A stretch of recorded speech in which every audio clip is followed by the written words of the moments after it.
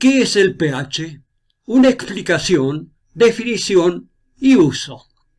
El pH informa la concentración de iones de hidrógeno que existen en una solución acuosa, la que es representada por una escala de valores que va de 0 a 14, donde el pH 7 es un valor de transición con propiedades opuestas. Bajo ese valor, las soluciones son ácidas.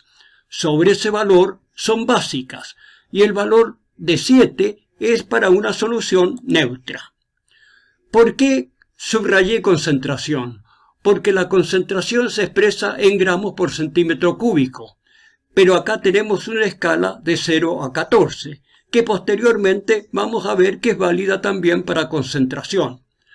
También tengo subrayado acuosa, porque el aceite que se utiliza en la cocina, la benzina para cargar en el auto, el querosene para cargar en la calefacción, no tienen pH. Pero entonces, ¿de dónde sale esa escala y cómo se define el pH? Lo explico a continuación. La escala de valores del pH se obtiene de la ecuación de ionización del agua, que lo tenemos representado en forma muy simple en la ecuación A, donde se forma el ion hidrógeno y el ion oxidrilo. Pero este ion hidrógeno no está libre en la solución, sino que vamos a ver que en la ecuación B, ese hidrógeno se incorpora a otra molécula de agua, dando origen al ion hidronio, y la molécula queda como ion oxidrilo. Ahora, como el ion hidronio es ácido y el OH es básico, se anulan y el agua es neutra. Pero hay un equilibrio, donde solo 1 de cada 10 millones de moléculas de agua se ionizan, lo que nos permite sacar algunas conclusiones que definimos entonces el valor de pH.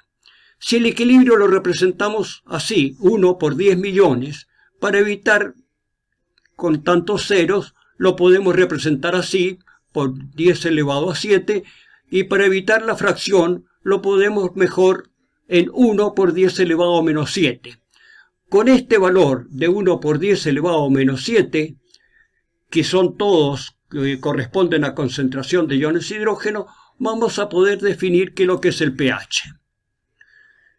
Si de este valor le sacamos el logaritmo en base 10, vamos a tener, resolviéndolo, que es igual al logaritmo de 1 menos el logaritmo de 10 elevado a menos 7.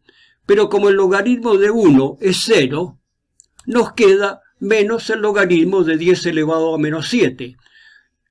Logaritmo negativo por número negativo da un valor positivo, que en este caso es 7. Y de ahí sale entonces la definición de pH, que es igual al menos el logaritmo de la concentración de iones de hidrógeno. Ahora, como en el agua tenemos 10 elevado a menos 7, el pH 7, quiere decir que este pH es un valor neutro. A continuación se da una escala de valores de pH. En primer término, debemos señalar que la explicación y la definición de pH viene entonces de esa ionización donde 1 de cada 10 millones de moléculas es la que está incorporada formando el ion hidrógeno y que tiene un pH neutro. Y la escala, que va de 0 a 14, es válida para expresar entonces una concentración. Ahora, cuando vemos que el pH es inferior a 7, como 5, 3, 1 o 0, son pHs ácidos. Y vemos que a medida que disminuye el valor de pH, aumenta el carácter más fuerte del ácido. Tenemos representado acá el ácido débil en la parte superior y el ácido fuerte en la parte inferior. Pero si agregamos oxidrilos, el pH va a aumentar, porque aumenta la cantidad de iones oxidrilos. Y tenemos entonces que los valores 8, 10, 12 y 14 son directamente proporcional al pH, a diferencia del ácido que eran al revés. Ahora, este pH neutro puede ser representado en una escala que se llama escala universal de pH, donde el pH neutro tiene ese valor de 7 y se representa con ese color verde. Ahora, ¿cómo se obtiene y en qué se ocupa el pH? Hay dos formas de obtenerlo, una forma instrumental y otra forma utilizando papeles indicadores. En el instrumental utilizamos un pHímetro, que es el instrumento que nos va a dar el valor de pH, que tiene un electrodo que se sumerge en la solución y el valor aparece en el display con hasta 2 decimales. En cambio, en los papeles indicadores con esta escala universal de pH, es porque existe un papel impregnado con soluciones colorantes que al sumergirlo en una muestra toma un color que depende del pH, pero en este caso como un valor entero.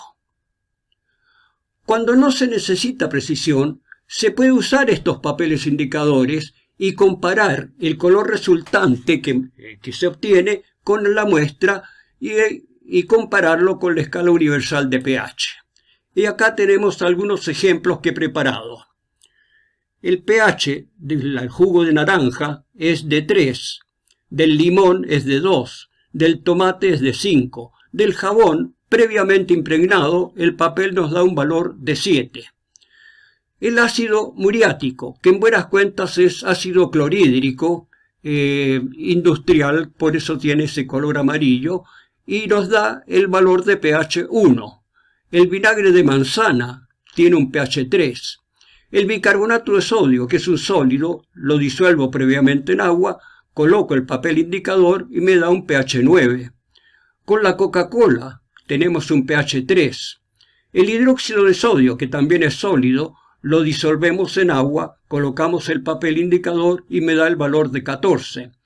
Y el cloro que utilizamos normalmente como desinfectante, no es cloro propiamente tal, sino que es hipoclorito de sodio. Y nos da por eso un pH 11 alcalino. Pero cuando se usa porque necesitamos precisión, en este caso se lo debe hacer instrumentalmente con el pHímetro. ¿Y dónde se usa? En medicina.